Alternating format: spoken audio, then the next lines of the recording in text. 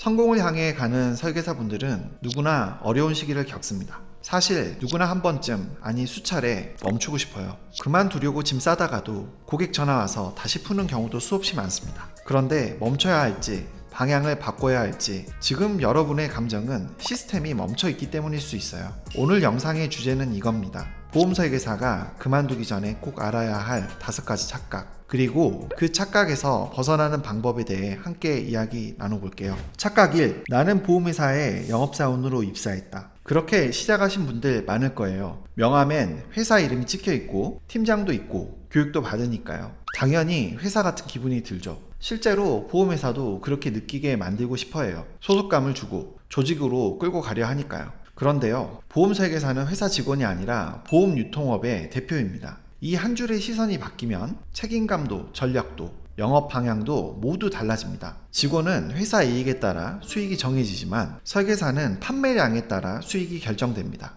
회사는 단지 상품과 가격을 설계할 뿐이죠. 더 적나라하게 말하자면 영업관리자는 회사 직원에 가까운 사람이고 설계사는 판매 매출의 주체입니다. 특히 완숙기에 들어선 보험산업 구조에서는 매출이 똑같아도 회사의 손익구조에 따라 수수료가 달라지는 일이 많아지고 있습니다. 최근 10년간 손해율과 유지율 같은 손익지표가 영업채널 수수료에 더 큰 영향을 미쳐온 건 그 방증이죠.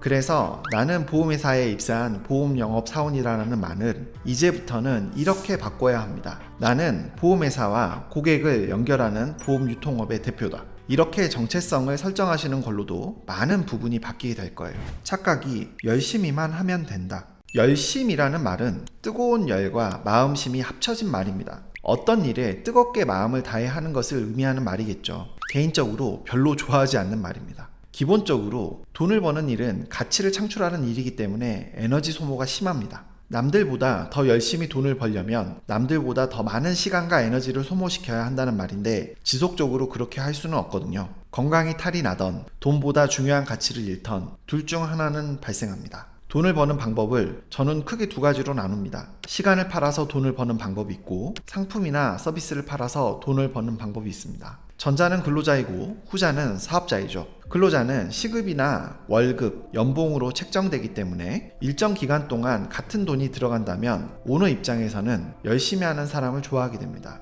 개개인의 시간과 에너지나 한계가 있지만 오너에게는 직원이 한두 명이 아닐 테니까요. 하지만 내가 근로자가 아닌 사업자라면 열심보다는 지속 가능한 꾸준함이 더 큰 성공의 요소가 될 거예요. 그리고 꾸준히 일해서 수익을 내려면 내가 일하는 명확한 구조와 방식이 있어야겠죠. 그래야 내 감정에 휘둘리지 않고 수익을 지속적으로 창출할 수 있을 것이니까요. 보험 설계사는 수입의 등락이 큰 업종입니다. 판매의 핵심 역량이 개인의 감정과 관련이 깊으니까요. 업종 자체가 그러한 특성을 가지고 있는 만큼 열심히만 해서는 고소득자가 될 수 없습니다. 꾸준히 지속할 수 있는 구조를 만들어야 합니다. 착각 3. 아는 사람이 많아야 성공한다. 많은 설계사분들이 이렇게 생각합니다. 나는 아직 아는 사람이 많지 않아서 누구처럼 지인도 없고 인맥도 부족하니까. 정말 그럴까요? 지인은 보험 영업의 시작일 순 있어도 지속 가능한 구조는 되지 못합니다. 지인이 보험 영업에 영향을 미치는 시간은 길어야 1~2달 정도입니다.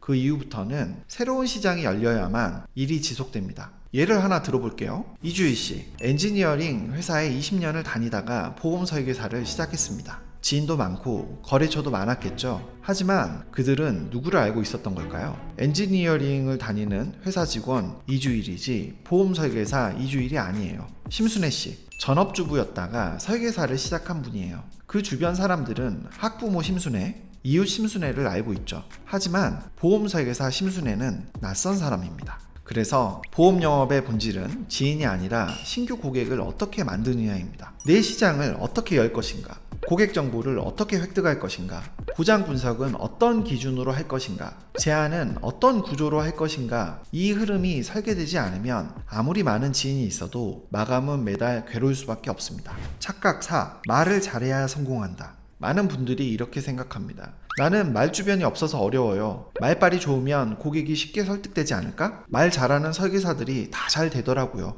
그래서 말하기 교육, 설득 기술, 대화 스크립트를 열심히 배우기도 하죠. 하지만 정말 중요한 것은 고객의 말을 잘 듣고 고객의 상황을 이해한 다음 고객에게 맞는 솔루션을 제시해주는 일입니다. 만약 보험 상품이 자동차처럼 눈에 보이는 상품이라면 그 특징을 화려하게 잘 표현해주는 것이 판매에 많은 도움이 될 겁니다. 하지만 보험 상품은 눈에 보이지도 않고 평생 보험료를 납부해도 보험금을 지급받을 수도 있고 못 받을 수도 있기 때문에 설계사와의 신뢰가 절대적으로 중요합니다. 누가 봐도 말 잘한다고 느껴지는 사람이지만 내 상황에 대해서는 큰 관심이 없는 사람과 말수는 많지 않지만 내 상황에 대해 관심을 기울여주고 내 이야기를 들어주는 사람 중 어떤 사람에게 더 신뢰가 가나요? 말을 잘하는 것보다 더 중요한 핵심은 고객이 말하는 문제를 보험 언어로 풀어서 진단해주는 것, 고객의 불안을 명확하게 정리해주는 것, 문제의 우선순위를 정하고 그것을 해결할 수 있는 솔루션을 제시하는 것. 이게 신뢰로 움직이는 대화의 구조입니다.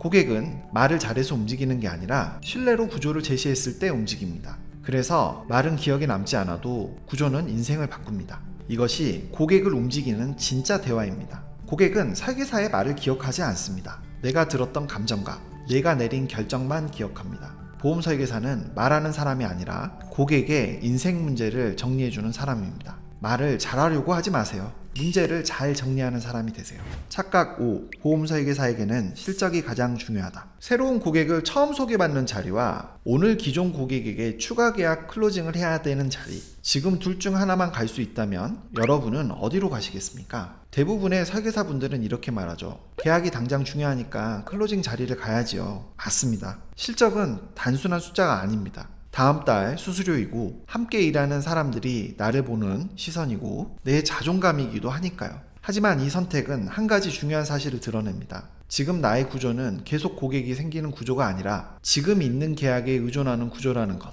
저는 장기적으로 봤을 때 기존 고객의 추가 계약보다 신규 고객을 만나는 자리를 더 중요하게 생각해야 한다고 말씀드리고 싶어요. 물론 매달 실적은 다음 달 수수료를 좌우하기에 중요합니다. 하지만 그 실적을 반복적으로 만들어내는 구조가 없다면 그 숫자는 매달 불안정한 외줄타기가 될 수밖에 없습니다. 고소득 설계사들은 이 구조를 갖추고 있습니다. 협력자나 키맨을 중심으로 한 소개 시스템이 있거나 꾸준히 신규 유입이 되는 SNS 채널을 운영하거나 모임, 강의, 지역 커뮤니티에서 고객이 스스로 유입되는 흐름을 만듭니다. 이 모든 건 실적을 만드는 구조입니다. 실적은 중요합니다. 하지만 그보다 더 중요한 건 그 실적을 만들어내는 구조가 나에게 있는가입니다. 만약 지금 계약 하나에 목숨을 걸 수밖에 없다면 그건 실력이 부족해서가 아니라 아직 고객 창출 구조가 세팅되지 않았기 때문입니다. 보험 설계사는 단기 실적을 반복하는 사람이 아니라 지속 가능한 고객 유입 구조를 설계하는 사람입니다. 실적은 목적이 아닙니다.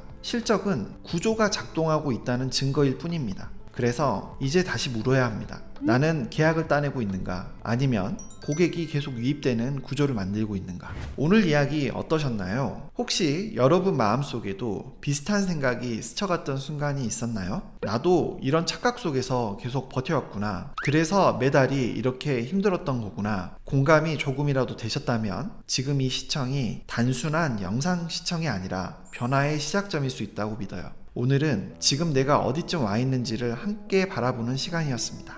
공감이 되셨다면 오늘 영상 중 가장 와닿았던 내용을 댓글로 남겨주세요. 그 댓글이 어떤 누군가에게는 방향이 될 수 있습니다.